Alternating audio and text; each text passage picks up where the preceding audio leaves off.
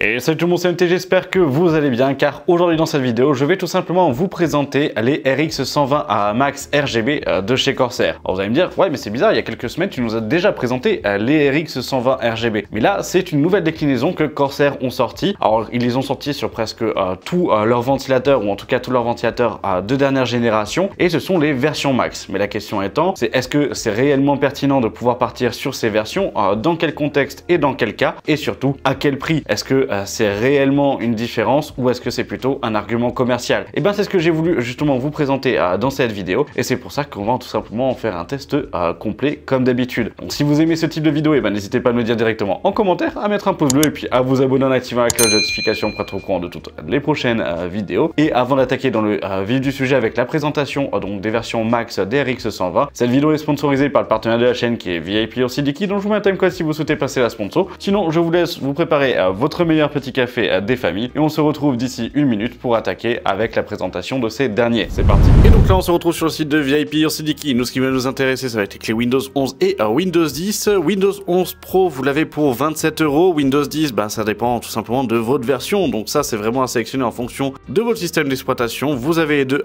qui sont disponibles. On revient sur Windows 11 Pro parce que c'est celle que j'ai besoin. Elle est à 27 €, mais avec le code MHT18, MHT18, je le précise, vous avez 25% de réduction. Ça vous fait la clé à 20,25 €. Moi, je vais passer par PayPal pour la partie paiement. Vous le voyez, c'est effectué assez rapidement. On va directement se retrouver dans le centre utilisateur, afficher la clé, puis obtenir la clé. Là, vous avez votre clé d'activation. Pour ce faire, après, on va directement dans les paramètres d'activation de Windows. Vous allez faire ajouter une clé pour vous.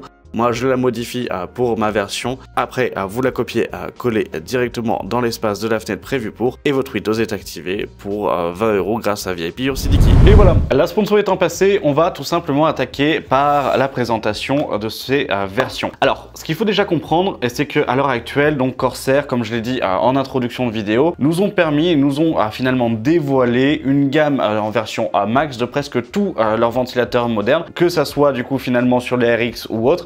Et c'est vrai que pour moi, il y a un peu le questionnement de savoir est-ce qu'on va avoir réellement une différence? Est-ce qu'on va se retrouver finalement comme du Be Quiet à avoir une version PWM à speed qui sera beaucoup plus performante sur les systèmes de refroidissement et une version classique qui sera plus destinée à l'aspect boîtier? Est-ce qu'on a un écart de prix qui est plus ou moins important et finalement est-ce qu'il sera en relation avec l'écart de performance dans le cas où on pose sur un système de refroidissement? C'est un peu toutes ces questions qui me sont venues à l'esprit quand justement Corsair les ont sortis. Corsair m'ont envoyé donc 3 exemplaires de leurs ventilateurs pour que je puisse les tester. Je reste néanmoins 100% objectif sur ces derniers et franchement vous allez voir qu'il y a pas mal de choses à dire directement dessus. Ce que je vous propose, c'est qu'on fasse un petit tour des caractéristiques techniques de ces derniers, puis après on passera à une comparaison avec les RX 120 d'un point de vue caractéristique. Après on passera à l'aspect test. Alors l'aspect test, c'est comme d'habitude finalement, donc avec un système de refroidissement donc en AIO plus avec un système de refroidissement en ventirad avec le Noctua à ce moment-là et dans un boîtier aussi pour pouvoir justement avoir une comparaison et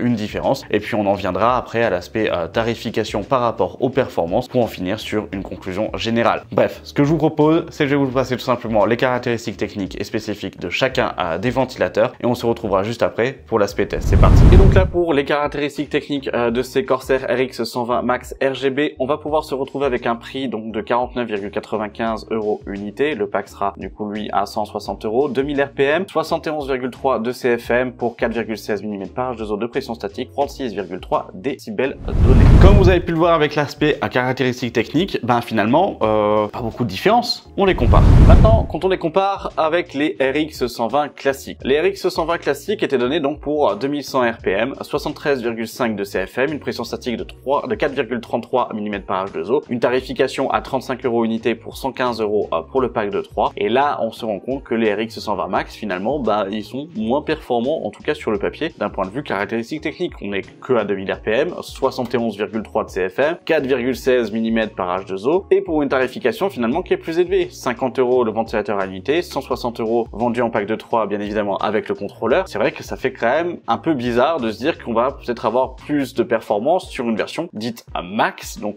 sur lequel on devrait avoir plus de performance, mais en tout cas sur le papier, les caractéristiques techniques nous le vendent pas comme étant les ventilateurs les plus performants, ou en tout cas plus performants que les versions RX RX 120 classique. Ce que je vous propose, c'est qu'on passe à la partie.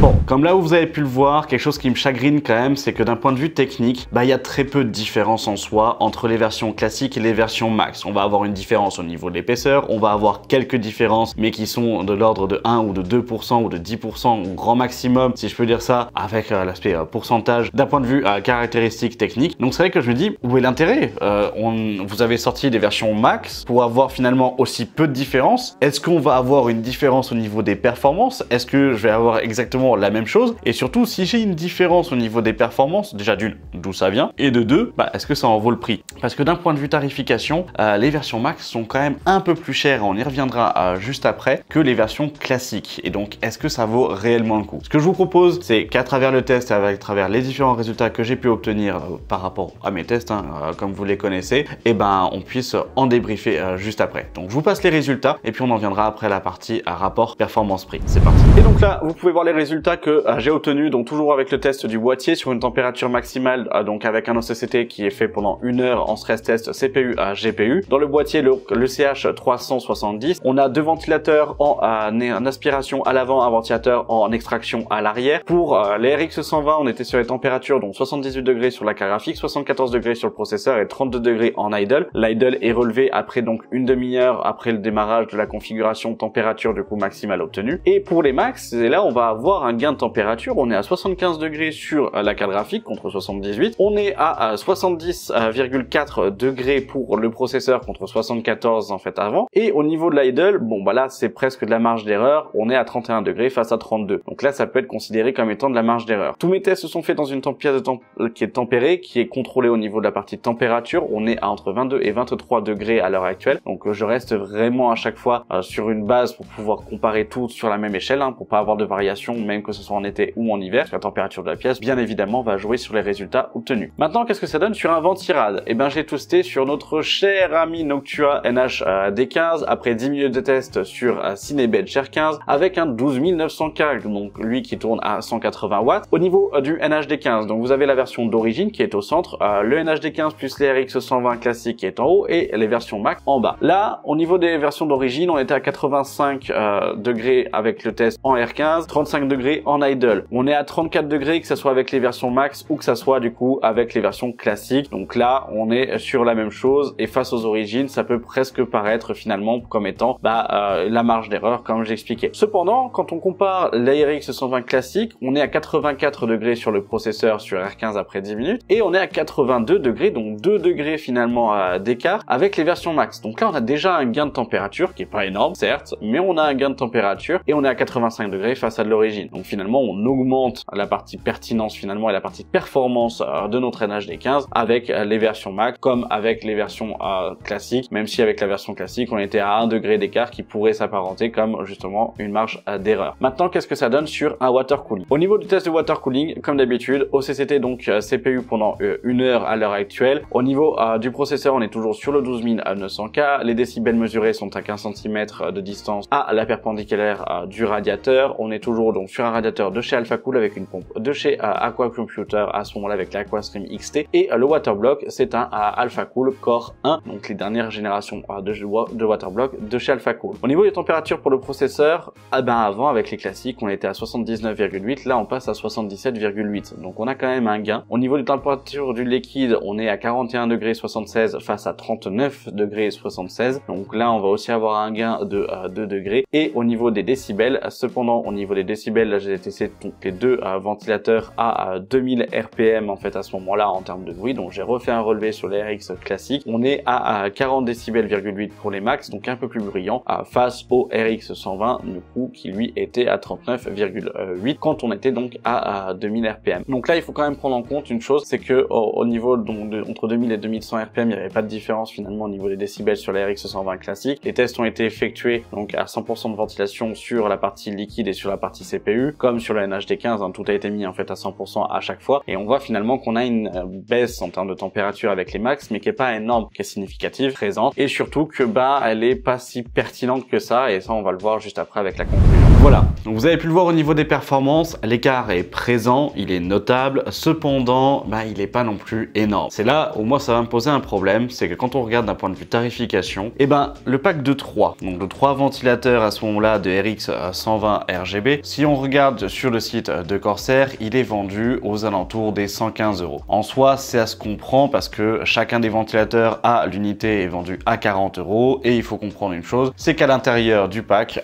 vous avez donc le système Link, donc les hubs à ce moment-là qui sont fournis plus un câble de raccordement qui eux à l'unité sont vendus un petit peu plus cher. Donc les packs sont quand même plus intéressants que l'achat à l'unité ou en duo parce que finalement vous y gagnez en équipement tout autour. Là, les versions max sont-elles vendues donc soit tout seul à l'unité à 50 € le ventilateur, soit en pack de 3 avec à ce moment-là le corps en plus, là il est vendu à 160 €. Là je vous avoue, ça me pique un peu. Franchement, ça pique un peu d'un point de vue tarification. En effet, c'est vrai que la tarification est quand même assez élevée. Donc on a l'habitude quand même chez Corsair, on sait qu'on est quand même sur des produits qui sont premium, qu'on a la partie RGB, qu'on a la partie technologique, qu'on a toute la gestion logicielle. Ça n'excuse en rien finalement un prix qui est quand même assez élevé par rapport aux autres concurrents qu'on va pouvoir retrouver sur le marché. Si vous regardez bien par exemple, pour pouvoir avoir les ventilateurs, je sais pas moi, les derniers Diani avec les écrans à l'intérieur, on va se retrouver pour le triple pack aux alentours aussi des 160 €. Vous allez pouvoir retrouver aussi d'autres ventilateurs en fait par exemple de chez Be Quiet en triple pack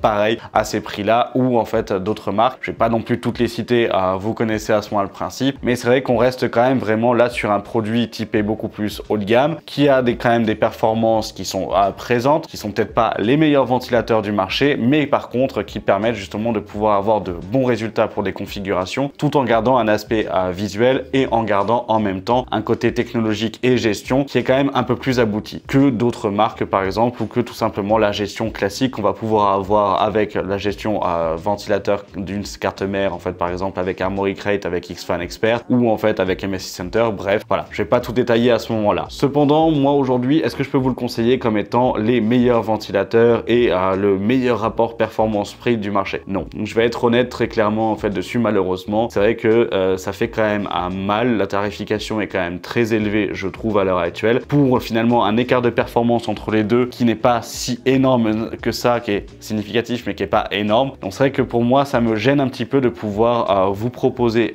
directement en fait ce pack là ou en tout cas même des ventilateurs à l'unité parce que finalement ils sont pas non plus ultra pertinents d'un point de vue rapport performance-prix. Est-ce qu'aujourd'hui je peux quand même vous les conseiller si dans n'importe quel cas, mais si vous avez les moyens, franchement si vous avez les moyens oui, parce que d'un point de vue visuel ils sont super beaux, ça après c'est à chacun les goûts et les couleurs, mais c'est vrai que moi la partie Corsair je l'apprécie quand même fortement. Dans un second temps, est-ce que aujourd'hui dans un point de vue installation avec les nouvelles vis, avec le côté Link etc, c'est vrai que c'est quand même très agréable que ça soit au niveau de l'entretien, que ça soit au niveau du montage. Après je relativise aussi, on monte pas une config, on démonte pas sa config tous les jours, donc ça y joue quand même aussi, mais clairement pour moi ça reste de vrais bons produits, même s'ils ont un rapport qualité-prix qui là malheureusement c'est pas tellement qu'un rapport qualité-prix, c'est plutôt un rapport performance-prix qui n'est pas bon en fait en soi comparé en fait aux ventilateurs du marché qu'on va pouvoir retrouver, parce que tout le reste autour d'un point de vue technologique que Corsair a rajouté, qui sont les technologies qui sont pas non plus indispensables, qui sont très agréables, qui sont très ergonomiques, mais qui sont pas indispensables, font que